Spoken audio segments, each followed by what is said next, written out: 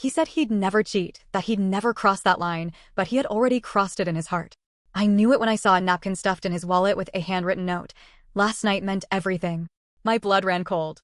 That evening, I set the note beside his plate and asked, "Do you think it's possible to love two people at the same time?" He laughed. "Why? Thinking of cheating on me?" I smiled and whispered, "No, but she thinks you already have." His fork clattered to the plate, and that's when his perfect life fell apart. I, 42 female, never thought I'd be the one writing something like this. I always read these stories on here and thought, that could never be me. And then it was. My husband, 43 male, well, ex-husband now, I guess, used to say cheating was unforgivable. It was one of the first conversations we ever had when we got serious. He was so sure about it. Said if someone cheats, it's over. No excuse. No coming back from that. And I believed him. It made me trust him more. Made me feel like we were on the same page. I guess he never thought he would be the one doing it. I'm just gonna say it straight. He didn't cheat in the way most people expect at first. Not physically, not right away. But emotionally? In his heart?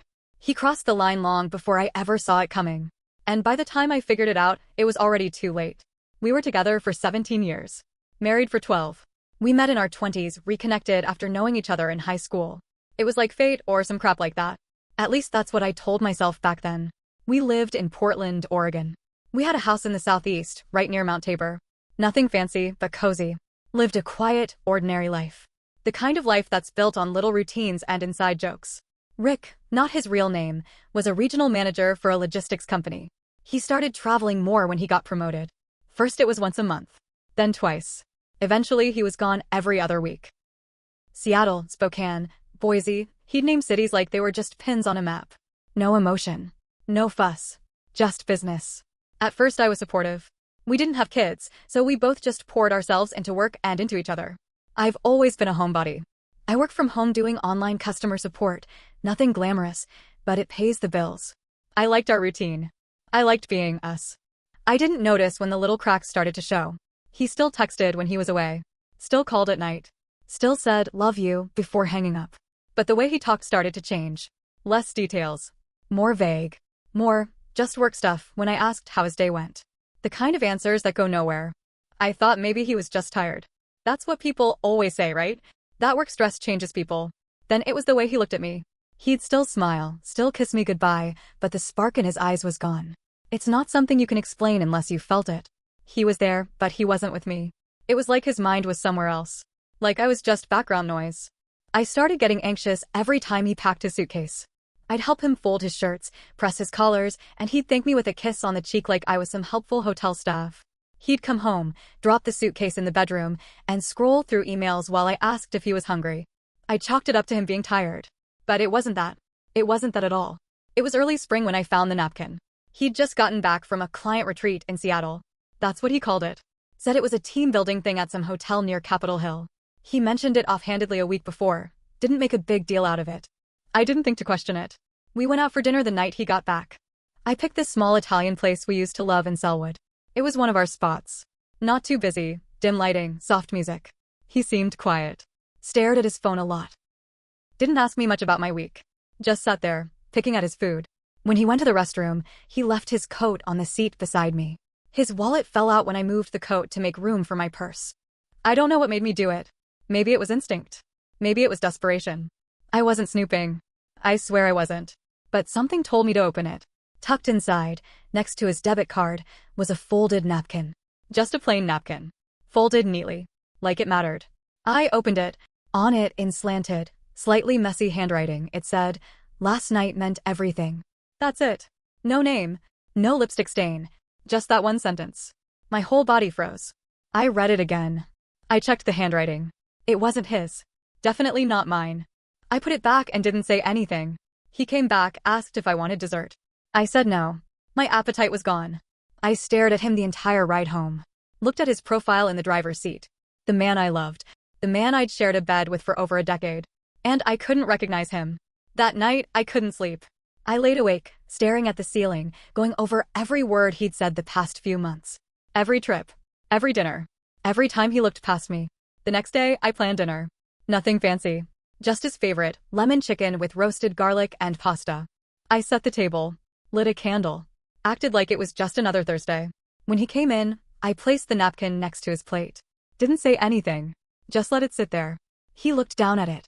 Didn't touch it. His hands twitched slightly. I watched his jaw tighten. Then I asked, calm as anything, "Do you think it's possible to love two people at the same time?" He laughed. Like it was a joke. A joke. Why? Thinking of cheating on me, he said. I smiled. My hands were shaking, but I smiled. I leaned in and whispered, "No. But she thinks you already have." His fork dropped, clattered against the plate. That sound will haunt me forever. He didn't speak for a long time. Just stared. I waited. Then came the lies. The rehearsed confusion. The classic gaslighting. "I don't know what that is. It's probably nothing. Are you seriously accusing me of something right now? You're being dramatic." It didn't work. I stayed silent. I waited until he was done squirming. Then I pulled out my phone. Showed him the screenshot I'd taken from some random woman's Instagram story. I didn't know her name, but she'd tagged the hotel. I found her by pure chance when I searched the hotel's location tag. In her story, a photo of wine glasses clinking. Same hotel room. Same damn napkin on the table in the background. Her caption said, "Wish I could freeze time. Last night felt like home." He didn't say anything after that. He got up, left the table, went out to the garage and didn't come back inside for hours. I sat at that table until the candle went out. The next few days were a blur. He denied everything. Said she was a colleague. That nothing happened. That he didn't even remember how the napkin got there. Claimed maybe she left it behind and he didn't notice. But I knew better. He had feelings for her. He shared something with her that he hadn't shared with me in months. And whether or not they had sex, it didn't matter. The betrayal had already happened. I started checking things. His credit card statements. His emails. His texts when he left his phone on the couch while showering. He wasn't careful. I found double charges on the same nights, 2 dinners, 2 Uber receipts, 2 hotel keycard charges. All matched up. All in Seattle. I called the hotel pretending to be his assistant. Asked for a receipt for our records. They emailed me the check-in form. 2 guests. 2 keys. Still, he insisted it wasn't what it looked like. Eventually, I found her name. Taylor. 29. Lives in Seattle. Works in marketing. Found her LinkedIn. Her Facebook. Her everything. Pictures of her and him at some conference 6 months back. Smiling. Close. I never reached out to her. I don't know why. I wanted to scream. I wanted to send her every picture of our wedding, our vacations, our dogs. But I didn't. I just sat in it. Like mud. He said he loved me. Said he didn't mean for any of it to happen. That he was lonely. That he missed feeling seen. He said all the right things. But none of it mattered. Because he cheated in the only place that ever mattered to me, his heart. And he gave that part away a long time ago. I didn't leave right away. People always say, if that happened to me, I'd pack my bags and never look back. But it's not that easy when it is you. When your clothes hang in the same closet. When your toothbrush is next to his. When the life you built isn't just in your head, it's in your mortgage, your fridge, your shared playlists, your dog. Yeah, we had a dog. Cooper. An old golden retriever who loved laying by Rick's side of the bed. I didn't know how to explain to him that we were breaking apart. So I stayed. For a while. Pretended we were fine. Slept next to a man who looked like my husband, but felt like a stranger. I watched him every day, wondering which version of him was real, the one who used to leave me notes on my lunchbox, or the one who now typed love messages on napkins for someone else. One night, 2 weeks after the dinner confrontation, I couldn't do it anymore. I told him I was going to stay with my sister in Eugene for a while. Just a break. He didn't fight me. Didn't beg. Just nodded. Quiet. That silence broke me more than if he'd screamed. I packed 1 suitcase. Took Cooper. Left the rest. I cried the whole drive down I-5. Ugly cried. Screamed into my steering wheel until my throat burned. My sister took me in. No questions. Just hugs and wine and the guest room with the weird floral sheets. I told her everything. She listened. She didn't judge. She said, "Claire, this isn't your fault." And I didn't believe her. Not really. But it was nice to hear. 2 weeks passed. Rick called. Texted. Sent voice notes. Told me he missed me. Said he made a mistake. Said he wanted to fix things. And for a moment, I'll admit it, I almost believed him. Until the day I went back to Portland. I had forgotten my birth certificate and passport in our file drawer. I had a job interview and needed them. I didn't tell Rick I was coming. I figured I'd grab them quickly while he was at work. But his car was in the driveway. Weird. It was Wednesday. Midday. He should have been gone. I used my key to let myself in. Cooper ran in like nothing had changed. I walked to the office, tried to move fast, stay numb. But then I heard it. Laughter. A woman's laugh. coming from upstairs. I froze. Then footsteps. Light, quick. Then her voice. Can I borrow one of your t-shirts? My stomach dropped. I heard drawers open. I heard him laugh back. I heard their comfort. It was her. I didn't know how I knew, but I just did. I didn't go up there. I didn't scream or cry or confront. I walked to the kitchen. Took the file folder. Left. That night, he texted me. Missed you today. Hope you're okay. He had no idea I was there. No clue I'd seen him this comfortable with her now, in the house we built together. In our bed. With our dog still sniffing around the damn hallway. I didn't reply. 3 days later, I got a notification from my bank. He'd used our joint credit card at a jewelry store. Over $2,000. I froze. Checked the store. It was a local spot downtown. We had talked about getting my ring resized there once. Now he was shopping for someone else. I called the bank. Froze the card. Canceled the shared account. Then I texted him, take her out of the house before I come for my things. He replied, it's not what it looks like. Like hell it wasn't. The day I went back for the rest of my stuff, I brought my brother. I wasn't going in alone. Rick wasn't there. But his cologne lingered in the bedroom. Her shampoo was in the shower. A pink razor beside the one I'd left behind. I bagged everything. Clothes. Shoes. Jewelry. A few books. Left behind the photo frames. I didn't want reminders. In the back of my closet, behind winter coats, I found a shoebox. Inside it were old notes. Cards. Pictures from our trip to Yosemite. And at the very bottom, one I didn't remember writing. A letter from me to him. From our 5th anniversary. You are my home. I'd written in blue ink. Even when you're far, I know where you are. I know your heart. And that's enough for me. I stared at it. Felt sick. Because I didn't know his heart. Not anymore. But here's where the twist really started. 2 weeks after I cut contact, Taylor messaged me. Yeah. She reached out. She sent me a message on Facebook. Short. Just one line. I think we need to talk. I didn't reply right away. Took a screenshot. Sent it to my sister. My sister said, ignore her. You don't owe her anything. But I needed to know. Needed to understand how this all unraveled so fast. So I replied. She told me things I never expected. She thought he was divorced. He told her I'd left him a year ago. He said we were done. That the house was in limbo. That Cooper was his dog. He said I was emotionally unstable. He told her I cheated first. She cried in her messages. Sent screenshots of their texts. He told her she was the first person who made him feel alive again. Said he hadn't felt loved in years. And just like that, I saw him clearly. Rick was never confused. Never lost. He knew exactly what he was doing. He just didn't think I'd find out.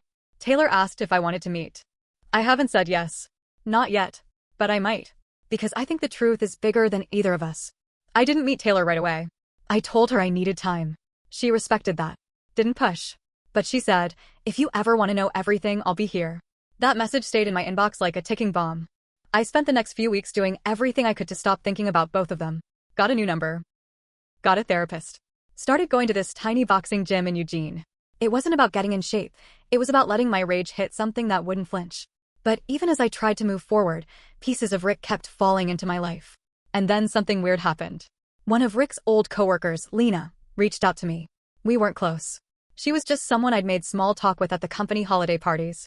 She messaged me one day out of the blue and said, hey, I don't know what's going on between you and Rick, but I thought you should know, there's more than one. I called her immediately. She told me she'd kept quiet because she didn't want to get involved. But she said Rick had a reputation in the office. That for the past year, there had been whispers. That Taylor wasn't the only one. Apparently, during all his travel, he'd been flirting, getting drinks, texting late at night. Not always full-on cheating, but definitely testing boundaries. Emotional stuff. Sketchy behavior with more than a few women. Always during his work trips. There was one woman, Melanie, who quit out of nowhere after a team-building weekend in Boise. And another, Cassie, who transferred departments after Rick mentored her a little too closely. I was speechless. It was like finding out there wasn't just a crack in the wall, but the whole damn house had termites. I asked Lena why no one told me. She said, you always looked happy. We didn't want to ruin it for you. But it was ruined. Just behind my back. After I hung up, I messaged Taylor. I'm ready to talk. We met at a coffee shop in Salem, somewhere halfway between us. She showed up looking nervous, holding her phone like a shield. I didn't know what I expected. Maybe someone colder. Sharper. But she looked broken too. Just in a different way. She told me she was sorry. She didn't know. When she found out we were still married, she dumped him on the spot. Said he tried to lie. Told her I was lying to get revenge. But she saw through it when she talked to me. Then she dropped the next twist. I think he's doing it again, she said. I asked what she meant. Turns out, Rick had reached out to her again 2 weeks after she dumped him. Apologizing. Begging. Claiming he was in a dark place. Said he couldn't sleep. Said I had taken everything. That he had no one left. And she admitted she'd gone to see him once. Just to talk, she said. I didn't stay. I just needed to see if he meant it. And he told her something else. Something that made my blood run cold. He told her he'd started therapy. That he wanted to be better. That he was doing it for me. Not for her. For me. Taylor looked down at her hands when she said it. I think she was ashamed. I would have been too. She asked if I thought he could change. I looked her dead in the eye and said, he doesn't want to change. He wants to reset. She nodded. We sat in silence for a long time. Then she said, I found something in his bathroom drawer. It was tucked behind the Advil bottle. She pulled out her phone. Showed me a photo. It was a pregnancy test. Still in the wrapper. Still unopened. I stared at it, confused. He said he was thinking about starting a family, she whispered. With her. With me. With someone. I felt like the floor dropped out from under me. Because Rick had a vasectomy 5 years ago. I was there. I drove him home from the clinic. Made him frozen peas and watched TV with him while he lay there groaning. Why would he keep a pregnancy test? Unless he planned to lie. Unless he was going to fake a pregnancy scare to get one of us back. I left that cafe shaking. Every part of me buzzing with a mix of horror, disgust, and clarity. Rick wasn't just a cheater. He was a manipulator. A storyteller. A man who didn't know who he was unless he had someone reflecting back his best self. And when the reflection cracked, he'd just find a new mirror. I didn't text him. I didn't confront him. Instead, I hired a lawyer. And I gave Taylor a piece of advice before we parted ways. Whatever he says next, don't believe the tone. Believe the timeline. She thanked me. That was a month ago. Last week, Rick emailed me. Subject line, let's talk. I didn't open it.